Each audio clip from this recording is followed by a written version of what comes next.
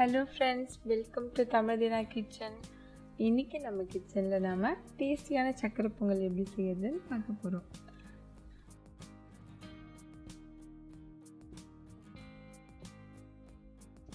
அதுக்கு நான் first 1 cup பால், 1 cup வெல்லம், 1 கப் பச்சரிசி, 1/2 கப் பாசிப்பயிறு, தேவையான அளவு முந்திரி திராட்சை, ஏலக்காய், நெய் எடுத்திருக்கேன்.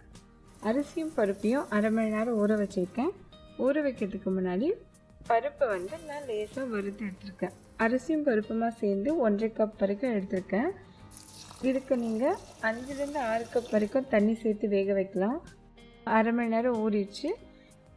வெள்ளத்தில் தேவையில்லாத கசடு இருக்கும், அதனால் நம்ம கரைச்சி யூஸ் பண்ணுறது தான் நல்லது. சும்மா கொஞ்சமாக தண்ணி ஊற்றினா போதும், நிறைய ஊற்றின அவசியம் இல்லை. இந்தளவு ஊற்றிக்கோங்க போதும். இது ரொம்ப கொதிக்கணும்னோ இல்லை காது வரணும்னோ அவசியம் இல்லை, கரைஞ்சால் போதும். ஓகேவா? இது வெறும் அந்த கசடுகளை நீக்கிறதுக்காக மட்டும்தான் நம்ம கரைக்கிறோம். 5 விசில் வந்துடுச்சு. நான் குக்கர்லேருந்து இதை இன்னொரு பாத்திரத்துக்கு மாற்றிக்கிறேன். உங்களுக்கு ப்ரெஷர் குக்கர் வேணும்னு நினச்சிங்கன்னா நீங்கள் நார்மலாக செய்யணுன்னா முதல்ல பாசிப்பருப்பு ஃபஸ்ட்டு ஆட் பண்ணிக்கோங்க. அது ஓரளவு வெந்த பிறகு அதுக்கப்புறம் அரிசி ஆட் பண்ணிங்கன்னா உங்களுக்கு ரெண்டும் ஈக்குவலாக வெந்து நல்லா வரும். இதில் 1 கப் பால் கலந்துக்கிறேன்.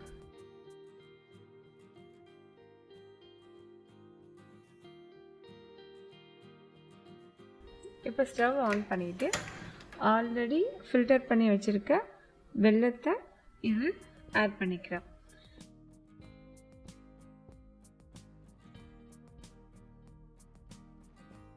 இந்த வெல்லமும் இந்த அரிசி பருப்பும் ஒன்றா சேர்ந்து கொஞ்ச நேரம் வேகணும். இதுக்குள்ளே இந்த பக்கம் இந்த பொங்கலுக்கு தேவையான முந்திரி திராட்சையை வறுத்து எடுத்துக்கலாம். இதுக்கு நான் ஃபஸ்ட்டு பேன் வச்சு ஒரு 2 டேபிள் ஸ்பூன் நெய் ஊற்றி காய்ச்சிக்கிறேன். காய்ஞ்ச பிறகு முதல்ல முந்திரி பருப்பை போட்டுக்கணும்.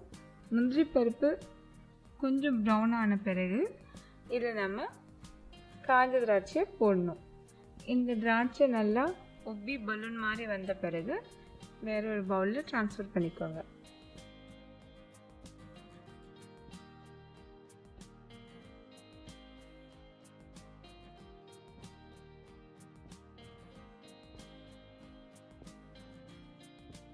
சாதம் வேகும் போதே இதில் நீங்கள் ஒரு 2லேருந்து 3 டேபிள் ஸ்பூன் அளவுக்கு நெய் சேர்த்துக்கிட்டிங்கன்னா அந்த ஃப்ளேவரும் அந்த மணமும் நல்லாயிருக்கும்.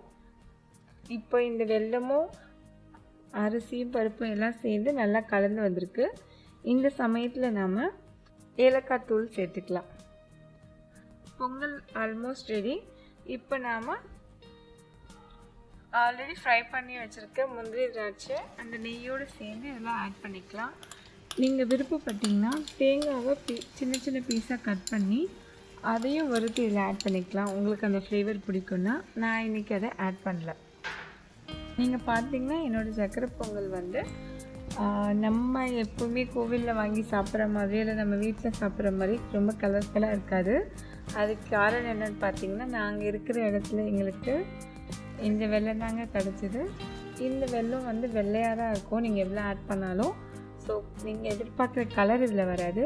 நீங்கள் பாகுவெல்லம் யூஸ் பண்ணிங்கன்னா நீங்கள் எதிர்பார்க்குற கலரும் நல்ல இனிப்பாகவும் இருக்கும்.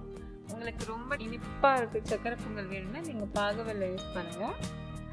அவ்வளோதான், டேஸ்டியான சக்கரை பொங்கல் ரெடி ஆயாச்சு. இதை நீங்களும் உங்கள் வீட்டில் ட்ரை பண்ணுங்கள். எப்படி வந்துச்சுன்னு சொல்லி கமெண்ட்டில் சொல்லுங்கள்.